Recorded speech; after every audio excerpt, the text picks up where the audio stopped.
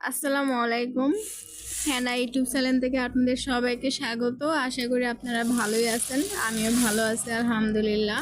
এখানে নিয়ে নিলাম একটা তাল। আজকে আমি তালের পিঠা বানাবো আর আপনাদের সাথে শেয়ার করবো। আজকে শুরু থেকে শেষ পর্যন্ত আপনার ভিডিওটা দেখবেন।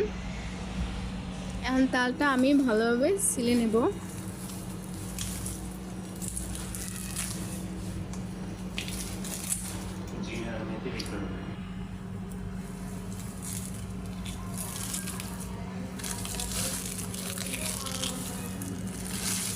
দেখেন তালের ভিতরটা কিন্তু কত সুন্দর, একদম হলুদ।